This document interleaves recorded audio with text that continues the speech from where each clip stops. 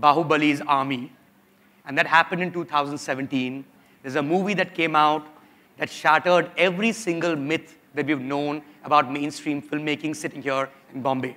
The one thing is that the movie has to have a huge star. It did not. The second thing is the movie has to have great songs. I don't remember any song of Bahubali. I don't know if you guys do. And the third thing, that a film cannot be a pan-India hit. It cannot do as well in the south as it does in the north. It cannot do as well in the east as it does in the west. And of course, across the board. Did Bahubali, I'm gonna do a full round here on this one before we even begin, officially begin the panel discussion. Did Bahubali shock you guys? Starting with you, Siddharth. And what did you make of it? The scale of the success definitely did shock me, at least personally. I knew it was going to be a massive hit. The second part, the first part I think shocked everyone, except probably Rajamouli, which is why he had the faith and the courage and the conviction to do what he did. But you know, we talk about crossover movies and Indian films crossing over to a non-Indian audience. This is one film that crossed over from every state of India to the other. Right. Actually, the only film that ever did that. Because we've always looked at movies in India as being regional or Hindi movies or otherwise English films. And we've aspired to crossover. This actually opened our eyes to a true crossover Indian film that did not need an out-of-India diaspora audience to watch it at all.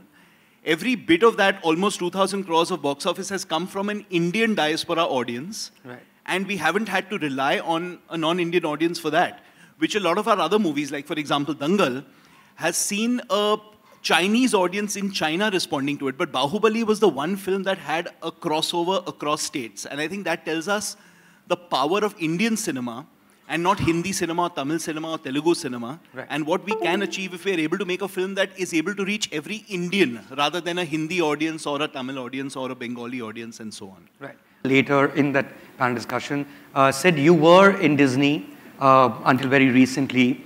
Tell me very honestly, if Rajamouli came to you and said, here's my script, here's the deal, here's what I want to make, here's the star in it, here are the songs, and this is the kind of money I'm demanding to make for a pan-Indian audience. Would you have said yes to that? Or would any Bombay studio have yes to that? It is a really good point that you make, because I think the budget he started with compared to the budget he ended with was 4 times what he said that he would make it for. And I think it does take balls of steel for someone to actually have the guts to say that I'm giving you a blank check, go ahead and do whatever you want to do over the next 5 years. I believe in your vision completely. I have to say that would have been a very, very difficult call for anyone to make. Right? Having said that, you know, to your earlier point about studios, the reason that foreign studios came to India and realized that they could not sustain themselves just trying to bring their imports in was because Hindi movies is a different kettle of fish altogether. So I don't think the solution would have been to come and try to make Spider-Man in India, because we have Salman Khan and he is our Spider-Man. Right? So we need to do stuff. I mean, the idea was that studios realized that they'd spent 60, 70 years distributing the Hollywood movies here, but it wasn't going beyond 10% of the box office.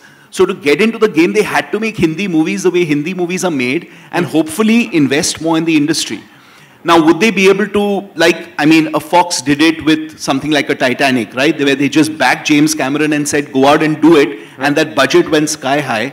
But then they got Paramount to come and back them up. And they regretted that later because they actually had to then share the profits with Paramount. But they said that we'll cap whatever you guys put in, but we'll have to keep going up, you know, sort of depending on the over budget. So it is a tough call for studios to make, and I dare say, I don't think Bahubali would have been able to be made within the studio system, because this was one of those movies that was just so out of left field. You needed a single person to be able to back that vision and then just to say, I'm going to write you a blank check. But Sid, taking a more holistic view of the star system, as it were, America has pretty much given up on the system.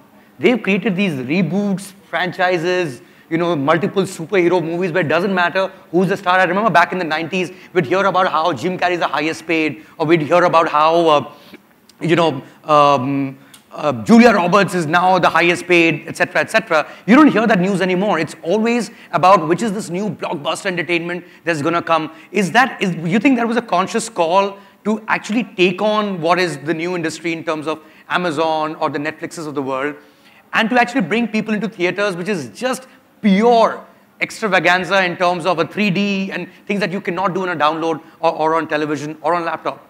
So I think you make a fair point. I think two things happen at the same time. One is that Hollywood got to a point, like you said, in probably the 90s when they were actually paying gross points to stars, which means that regardless of how well the film was doing, from the first dollar it earned at the box office, you had to pay Tom Cruise a certain percentage of that in addition to his fee.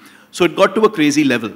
I think what they did is that they went into their literature and they went into their TV of, you know, like a certain vintage and started mining that for franchises. And they went into comic books and they realized that that is controllable, you know, IP. A star is never something that you're going to be able to own and is always someone that you are going to want to replace, but you're going to want to replace with another star who again will have their own demands. But if you're able to mine IP and own and control it, that's the only way that you can really build a sustainable, profitable model and reduce the dependence on stars. I think simultaneously with that in the last few years, also you've had so much of the comedy and drama moving to TV and to cable and to Netflix, etc. because of the fact that those are not genres that you necessarily need to watch on the big screen, right? Because a good comedy or a good drama can be watched in the comfort of your home. It's not necessarily a cinematic experience. It's not a theatrical experience in that sense, And therefore, people come out for those event movies or for movies that create such an incredible buzz that you just have to watch it on that opening weekend. It could be a really nice, small, independent film that creates that buzz. But anything in the middle, anything that is sweet or nice or pleasant, is not going to be watched in the cinema hall anymore. And I think we're seeing that happen here as well, where your biggest movies are getting bigger and bigger, and the ones that don't work are going below a base that you would assume they would have in the past. Earlier, a film would flop, but flop at least a certain bare minimum. Today, the audience is just not landing up for those.